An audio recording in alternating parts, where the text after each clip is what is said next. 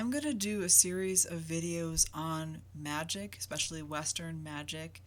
And my aim is in part to help you understand how to use your chart to bring about yourself in a state that allows you to channel the universal power, the universal will through your incarnation as you intended when you took this incarnation. I say that a lot. I feel like I need to do some backup videos to try to kind of, first of all, talk about what magic is and how you work with what you have to do it. Um, my aim today is to do some preliminary videos, or maybe just one. I don't know how this will go, but in order to begin to talk about polarity in sexual magic and how that works. Um, I would like to state that if you have questions or you have topics that are related to these that you would like me to talk about, I am very interested in your questions, and I would love to do videos for you, that you're interested in. So please feel free to comment, and I will, relish the chance to engage with you as a spiritual aspirant.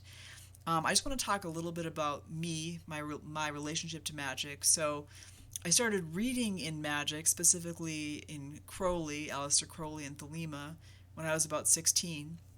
However, I went on, I had the usual, basically establishing my foundation, and then I ended up doing a PhD in philosophy of science. It was important to me just to establish to myself that magic was even a possible thing and how it might fit in with the universe that we know and love as an empirical thing that we can measure with science. So I wanted to understand what place, if any, magic could have. I won't get into that today, but by the time that I was ready to really start practicing, I was 30 years old, and I've been practicing magic actively daily for 22 years since that time. So I'm 52.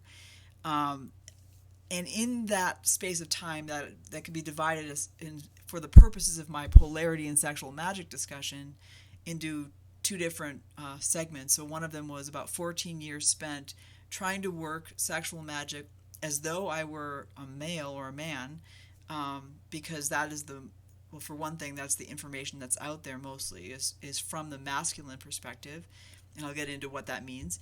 And then another 8 years flipping that and now working as a woman or a female. So I have a lot of experience with applying the theories of sexual magic on a daily basis. Sexual magic, which I would define as essentially channeling your libido and your sexuality into spiritual development. That's what it ought to be. And I've been doing that, I've had the theory since I was a kid, and I've been doing the practice for 22 years. So I want to talk a little bit about magic in general, and I want to talk about it in terms of two planets or two chakras in you, namely Mercury, that's the special one that I want to talk about, and also an alchemical Mercury along with that, and also Saturn, which is alchemical lead. And I want to talk about those two poles because Mercury, in addition to being the planet, and also, as I've spoken about in other videos, your daemonic guidance, so that those nudges, those synchronicities, and that essentially the familiar being that assists you because it remembers what you intended to do, and then you can give it instructions and you can get information from it, and it'll help you remember your intent and give you nudges and encouragement and guidance along the way. So that's your Mercury, and I've talked about that in another video. But in addition to that, there's also alchemical Mercury, which is basically the substance that has the potential to be any form at all. So every last thing that has a form, takes the form that it does due to Mercury, which is to say, it's posited as a substance that can change into absolutely everything. And as well, in the Kabbalistic tree of life, Mercury stands for the path that links the highest sphere, which is Kether, or in a planetary sense, we look at it as Neptune. So that's the principle of I am, and that basically it's a complete undifferentiated being. So, and substance, we're all that, and every one of us is equally I am. There's no differentiation there. But then to manifest anything, to come down as anything, then you need to differentiate. So Mercury and Saturn are two pieces of that. So the Mercury piece of it is the path, which is also a tarot card called the Magician, which links Kether with Binah or Saturn. So it's linking the I am with the form of form, with the Great Mother. Basically, Saturn is structure. Now, above the abyss in Binah, Saturn is the possibility of structure. So it's something that it's an archetype. So when you take your form, when you decide I'm going to come down in this incarnation, the archetype, that form, that structure, your essential structure that makes you you, is chosen at that time. So nothing is manifested yet, but there's a plan. And that's your Saturn. And that's also your law. I talk about that a lot in other videos. The linking path between them is called the Magician. And it stands for, it symbolizes Mercury. So that ought to be a clue for us that magic has a lot to do with Mercury. And I want to talk about on a practical level how that is so and how you can work with it. And again, my aim is to convince you at the end of this that we have to pay attention to both of these things. That on the one hand, Mercury gives us the assurance that we can, within limits imposed by Saturn, change. We can actually make things happen on Earth. So that's what the Magician does. It changes one thing to another. So, pulling a rabbit out of a hat, so to speak. That principle, we can work with that. We really can make things happen by taking an active stance with regard to how we're thinking, because again, Mercury is the mind, and other factors, which have to do with sexuality and libido and other things. But on the other hand, Saturn imposes a law, so it imposes a limitation, a general limitation on what we individually can do. So that's kind of like the polarity right there that sets us up as potential magicians.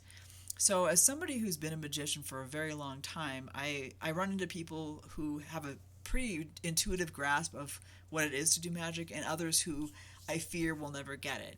And the tricky part is basically your identity, because if the stronger that you believe you are, you are this person on Earth who's had this particular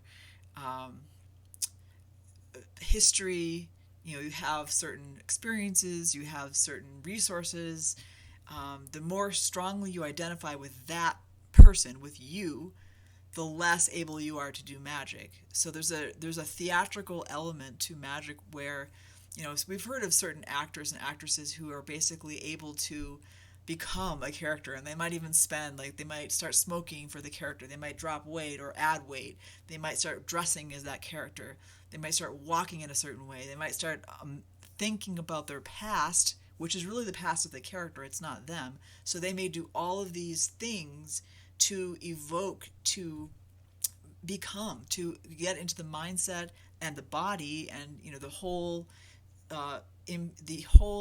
embodiment of that character, so that they could become that for the screen or the stage. And although I'm not saying you have to do that to do magic, it's just an example of the type of flexibility that you have to cultivate if you want to do this. So there's a polarity. So there's on the one hand, on the Saturn side of things, we spend our time studying ourselves, our histories, our chart, our astrological chart, for the reason that we want to find out what are we essentially, what is my essential form. So that is something unique to me. It's something I can study for the rest of my life, and I probably will, daily for the rest of my life. Keep looking to see what is this thing that I'm working with, what is this structure. So in that sense, it's all about me as an individual with this history. But there's a distinction between understanding what I'm working with as my material and identifying with it. Identity is a tricky thing. It's believing that that is essentially who and what you are. And in Magick, we also spend a great deal of time cleansing, balancing, and also loosening the association between what we are and who we are. So, in other words, trying to understand ourselves in a way that is actually superior to what we are, understanding that we're an angelic being, that we've been many different people. We've been men, women, we've been, outlaws, we've been perhaps part of the law, we've been rich, we've been poor. We've lived long lives, we've lived short lives, we've had violent deaths, we've had saintly lives, perhaps. So we're trying to understand that we're not essentially this particular individual. On the other hand, we want to know exactly, we want to become an expert on what this individual is like. So I would make a distinction between the facts, or what we can know empirically, and I'll include under empirical also study of your chart. So the facts about what your structure is as far as your planets, because remember, the planets are in themselves chakras and other features of you. So they represent power centers, and they are in signs which tell you how they operate quintessentially, and also they're in houses which tell you in what department of life they operate, so that you can figure out, okay, this is the best way to use this planet, this is the best way that it functions. And of course they make sacred geometry to one another so that they operate together in certain patterns, and those are called aspects. So you do want to study those, and I'm classing that under empirical, along with remembering and writing down about your life, specifically in order to come to an understanding of how you came into a spiritual quest. Because I'm assuming here that you are in Magick in order to, what we say, marry heaven and earth. So in other words, to essentially bring into complete unity your spiritual intent, your angelic intent, and your day-to-day life, so that you're living your intent, and in doing so you're channeling the universal will, the true will. And I refer you below to some videos on some of these topics. So that's empirical. Now what about archetypal?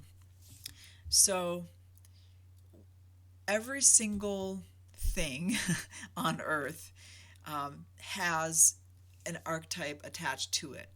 In Kabbalah, this practice of Kabbalah, we essentially set up for ourselves, drawing on lore of many, many adepts from the past, an alphabet, so that every last thing can be understood as making a certain relationship to an archetype. So, for example, the color red is frequently associated with the planet Mars. That's associated with the sphere of Gabora, which is the number 5. Any flower that has 5 petals might be considered that. That's an option that you could choose to say, that's 5-ness. Smells that are pungent and warlike, they kind of give you an idea of that you're feeling that you want to fight, or you want to be very aggressive. That's 5. That's Gabora. The animal wolf, that's Gabora. So the list goes on, and you can find gods and goddesses. You can find perfumes. You can find sounds. So every last thing in the universe, when you train yourself in Kabbalah, will fit into one of either the 10 spheres on the Tree of Life, or one of the 32 paths which connect them. And one of the paths that I just talked about was the magician, connecting Kether and Binah. So, and we train ourselves that way because we're trying to work with the higher, that archetypal aspect of whatever we're coming in contact with. So in the ideal world, as we're walking through our day, nothing is insignificant. We're creating synchronicities with every last thing that we do. So is it a coincidence that I'm wearing red? No, it's not. I'm always intentional about what I'm wearing, how I'm moving, and things like that, because what I'm trying to achieve is that I'm doing magic, and I haven't said it, exactly how that works yet, but I'm getting there, with every last thing that I'm doing. And part of that is understanding the archetypal resonances of our astrology chart. So that's why we study that.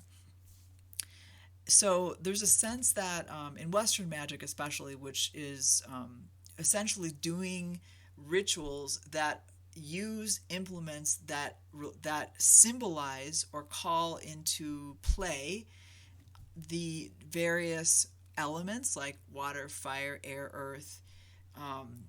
They call into play the spirit. So we're basically manipulating our own subconscious through ritual.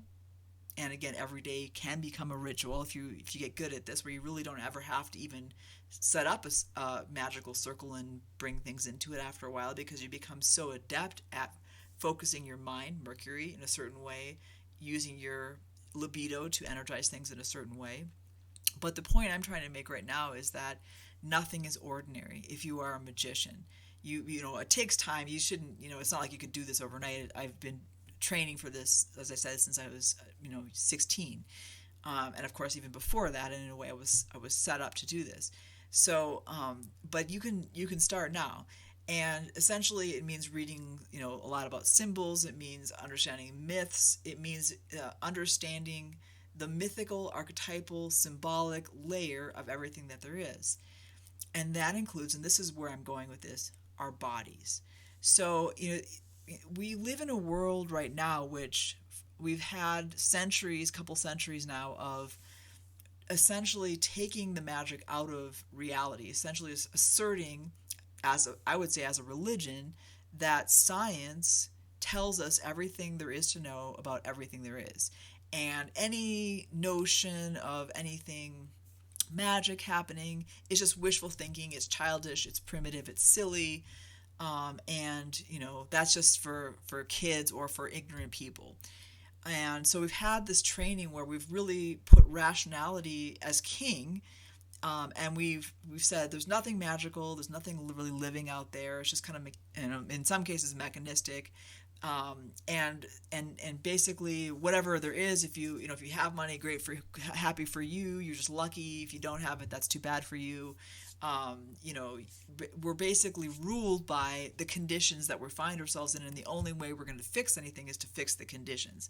That's a very prominent viewpoint, materialistic, rationalistic viewpoint on life. Needless to say, I don't hold that viewpoint. I don't agree with that. We start with those conditions, but we can change those conditions not just externally. I'm not saying that that's never wrong. Sometimes it's a good idea to do that. Never right, I should say. Sometimes it's it's good to improve things from the outside. Sure, when we can do that, let's do that. But also, we do have tremendous power, and as human beings, we are literally creators. We are co-creators. We are all part of God creating. And the world that we see around us is what we have created collectively. And mostly the reason it's sucks so bad right now is because 99.999% of people don't take responsibility. They don't even know that they're creating it. And so they're projecting fears, and there's all kinds of reactions, and there's all kinds of violence, and there's all kinds of things that happen because we don't take possession of our birthright, which is magic. And so individually, you can make a huge difference by taking your power back. And that's why, that's one of the reasons that I do this, is because I really want to help you understand and take possession of your power and become the spiritual being on earth that you were meant to be. So again, part of the assumption behind magic is that although the conditions can be painful, we oftentimes have difficult or painful conditions, nothing is by accident, in the sense that we've created it, and we've also elected to come in to a certain situation, difficult as it can be, because we're here to have a certain experience that we need as a foundation to do our will. And again, part of that foundation is our physical body. So whereas you can do anything you want to, you can certainly, you may come in to be, gay, lesbian, queer, transgender. That could be part of the plan that you came in with. but I'm still going to assert a very somewhat unpopular opinion that, and based on my own personal experience, that the physical body that you have works in a certain way regardless of your identity.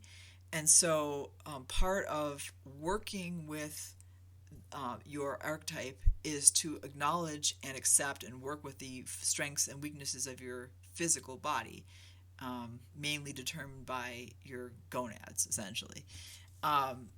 And then what you do with that is up to you. I mean, you can. I personally am not heterosexual. I'm pansexual and bisexual. So I have plenty of experience in queer spaces and things like that. But I've come to learn the hard way, and having journaled for all these years and worked with it, that my physical femaleness is not only matters, but it's my power. It's how I access and channel power. And so that's why I talk about it so much, because I've learned both through theory and through practice how to work this vehicle. And although some of it will be specific to me, hopefully you can take what I've given you or what I'm giving you and work with it in your own body. See if it's correct for you. Definitely don't just take my word for it, but experiment, write notes, and let me know how it goes. So basically, here's the deal with the physical body. In Magick, again, everything has a certain archetypal resonance. So, to be very simplistic about it, and I'll get into this in much more detail in another video, a female resonates with the spheres, or she resonates with, as in she can symbolize the spheres of Malkuth and Yesod, and also Nitzak to a degree. And so the idea is that the female is earth, and so primarily what I can do as a female is to draw down the creative force of God toward earth and channel it and nurture it and unto manifestation of the will. So that's what a female body does in Magick. It resonates that way, and it basically is a parallel. So it's a higher level parallel of what a female or an ordinary female body usually does in reproduction, which is basically basically has an egg, which is solar, is able to become fertilized, has a womb so she can nurture the baby, and then she can give birth and continue to nurture the baby. Okay, so it's not like a disconnect. We have this idea now, and I'm not 100% rejecting the idea that biology shouldn't determine your life. Right? That's not to say that you shouldn't be free to make your choices and live how you wish to live. For example, I do not have children. That was a choice that I made. So it's not that I'm saying that you should, morally do X, Y, and Z because you have a certain body. That's not what I'm saying. But what I am saying is that you can't change the alchemical, magical function of your body. At least that's been my experience, and I have tried. Like most people have never thought to try. I've gone to extremes with it, and I've learned, for myself, that it couldn't be done. And when I switched, I had much more success, much more power coming to me because I just accepted the fact that this is my vehicle, and now I'm going to work with it and learn how it works and work it. So just like I couldn't come up with semen if I tried, if I wanted to impregnate somebody, I couldn't do that. I couldn't do it myself with this body. Likewise, it's on a magical higher archetypal level. I have to work with the nurturing capacity, the magnetic capacity, and vice versa for somebody with a male body. It doesn't matter whether they want to have kids, don't want to have kids. It's nothing to do with sexuality, with your social function. It's just a simple, symbolic equivalence. And so that's what we work with. And in another video, I'm going to talk about the specifics of the differences between having a male body and a female body for sexual magic. And then how to work with the opposite, which of course does assume, though that part of it's only relevant if you actually do work either with a heterosexual a contrasexual partner ever, or if you work with a contrasexual principle. So, for example, if I'm female, if I work with a god, even if I don't have a male partner, then what I will say in that next video will apply. Now, of course, there's other ways to work. There's 100,000 ways of working with Tantra. which is what we're talking about. So this is, pretty specific. It's based on Aleister Crowley's OTO, and then taking those principles, which are for a male body, essentially, that's what all those teachings are, and then flipping it and studying those principles and applying the opposite to a female body, and then also the work that I've done to try to develop that a bit, and I'll continue to do that work. So that is my initial introduction. I have a feeling it's inadequate. I really would love to hear your questions and see how I can improve my presentation, because it's very difficult to explain how in a symbolist, in a symbol ritual, which is, even if it's everyday life, how that gets things done.